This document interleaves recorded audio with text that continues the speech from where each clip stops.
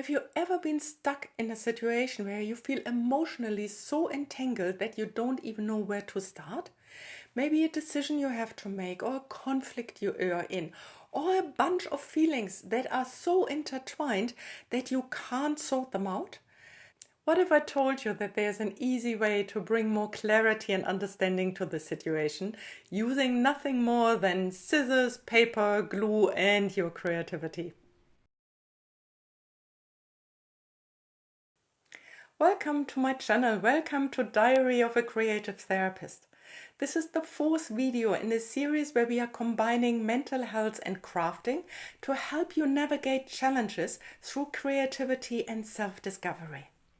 Today I walk you through a powerful junk journal collage exercise that is designed to help you untangle those messy emotions. By connecting with the different parts of yourself, you bring them alive on paper. And by doing so, you get to know them, you can be curious about them, and with that develop some compassion and understanding for what's going on inside of you. Okay, are you ready to give the exercise a go? But before we dive straight in, maybe let's take a moment to prepare the space a little bit. Collect all your favorite collage items, your magazines and books, your glue, your scissor, a blank piece of paper or your journal, and find a quiet space for you where you can do this exercise uninterrupted. You might also like to grab a cup of tea and light a candle, maybe even some music in the background. Whatever helps you to get into the mood, to be deeply connected to what's happening inside of you. This is your time to explore your inner world without judgment. And remember, this is not the time to create a masterpiece. This is a time where you express yourself authentically to get to know yourself better and be in contact with all the different parts of yourself. Start by identifying the emotional situation you would like to explore. Maybe write down a couple of sentences to clarify. You might write about a conflict or a decision you have to make, or maybe recurring feelings that feel confusing and you would like to explore a little bit closer. In my practice, I encourage my clients to explore their inner sensations. Sometimes it's very hard to find the correct word for a feeling. But what we can check in with ourselves and notice how we feel inside when we remember a situation. What kind of sensations you have in your body. You might feel your neck hair coming up and you might hear a sentence like, oh, hell no. Or you might feel you withdraw and you sink into yourself and you have this, oh, I don't want this is so painful. And then, step by step, you can learn to name this emotion. That the forward movement with the neck hair sounds for me like anger. The, oh, this is so painful, might be sadness or grief.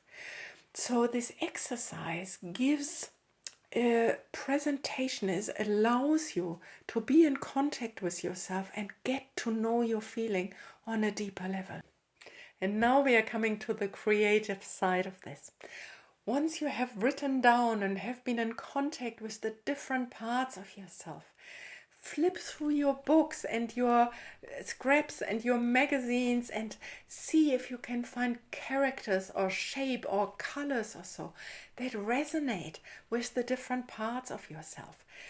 If you imagine them like characters with different voices and ideas, desires and needs, wants and wishes, how may they look like? And if you go through your magazine or through your picture book, just have a look what is speaking to you and then start making your collage. This step draws directly from internal family systems therapy, which sees the self as holding different parts with each with its own voice and role. And by visualizing these parts and externalizing them, we create space for more compassion and understanding for them. Once you have gathered all your images, start arranging them on your paper. There's no right or wrong way of doing this. Just trust your instinct. And while you are working, pay particular attention to how are these images interacting. Which ones do you put together? Which one are apart?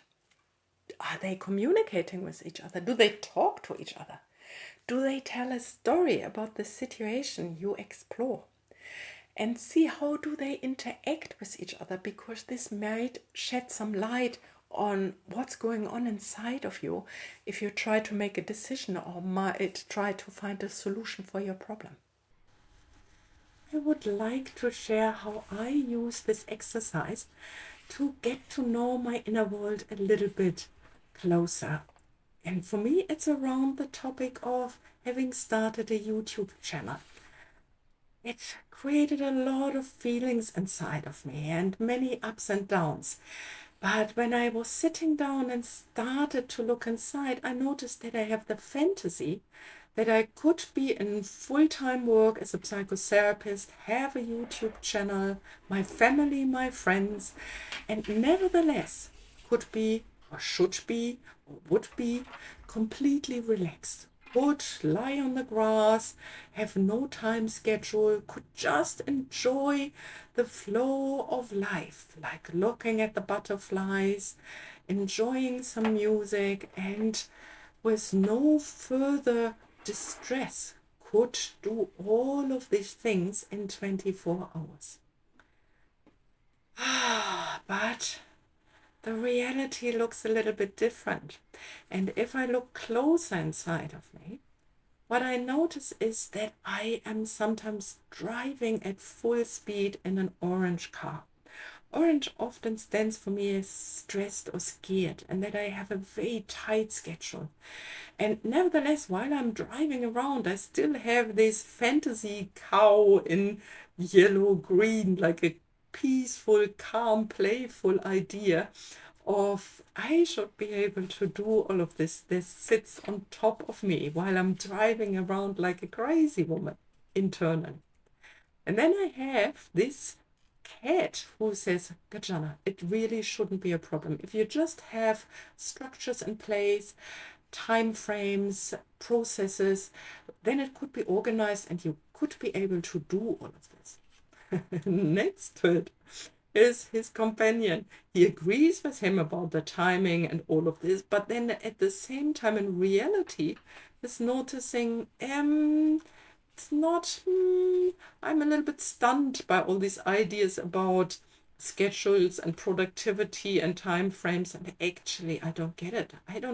I'm stunned. Sometimes I feel completely stuck and overwhelmed. They belong together. They agree it should be possible, but one has a clear idea and the other is more stunned and overwhelmed. Then here I have this blue seahorse. He is anxious. He is anxious and worried that I'm doing these YouTube videos and people will laugh or they will be disappointed and look like, oh, what on earth is she talking about? I don't enjoy this video at all and I don't understand it and she shouldn't make YouTube videos. This is boring. All these fears of judgments and being alone with this, because YouTube can be quite a lonely journey as well, me and the camera. And here the sheep, very closely related in the feeling. The sheep wants to be part of a group, wants to belong, wants to be liked, and so. And when it then sees the YouTube statistic numbers, oh, it's only a 5 out of 10, and so then looks nervously to the others, like, what do they do? And maybe I should do more of that. And so, and yes, the sheep is living there next to the woman who tries to relax.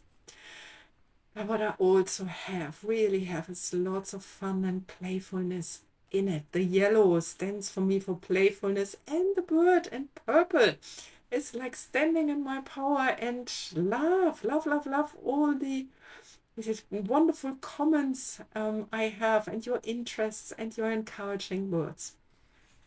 So if I look at it, I understood what I need is to see all of this, but then go steady pace, step by step, like this cow. Decided not to include the last image in the collage, there was no space, but to use it as a journaling card instead for my junk journal. This way I can sit with it a little bit longer and I can return to it at a later point to read up on what I was feeling. Okay, that's me. Back to you. Once your collage feels completed, take a step back and look at the entire creation. What do you notice? Can you hear the story it's telling? Do you see some patterns or themes? Have there been surprises? Now spend a few minutes journaling about what you see. Here are some prompts that might get you started. What is the story my collage is telling me? How is the relationship between the different parts in my collage? If they have needs, if they do need something from me, what could it be? Is there something they want to tell me about the situation I wanted to explore? Again, remember, there is no right or wrong, and don't overthink it. Allow yourself to be more in this creative, flowing space of writing down whatever comes to mind first. This reflective space is where the magic is happening. By allowing the time and the conversation with all the different parts of yourself, turning towards them with an open heart and a curious mind allows you to understand them on a deeper level, which brings healing to the entire system. Reflection is a key part of emotional processing. It's not all about getting the emotions out, it's connecting with the emotion, listening to the story they have to tell us. Often the wisdom we are looking for is already in us. We just need a way to access it. And the best part, each time you are doing this, you are strengthening your inner emotional muscle, and with that your ability to navigate difficult emotions or situations with creativity and grace. If you are finding this content valuable, please let me know by giving the video a thumbs up. Don't forget to subscribe and press the notification bell so you will not miss out on any video that is coming out. And leave me a comment. Do you find these exercises helpful? How do you navigate through difficult emotions and difficult situations? Let me know if you have your own ways and techniques and tactics to do this. If you are interested in learning more about your inner parts and how to use your creativity to be in contact with yourself, I'm sure the next video will be interesting for you. I will start introducing internal family system therapy, a powerful method to be in contact with ourselves and to start healing our wounded parts. I'm looking forward to seeing you there, and don't forget, all the parts of you are beautiful and valuable. Take care of them, start creating or continue creating, and bye for now. Wish you a wonderful day.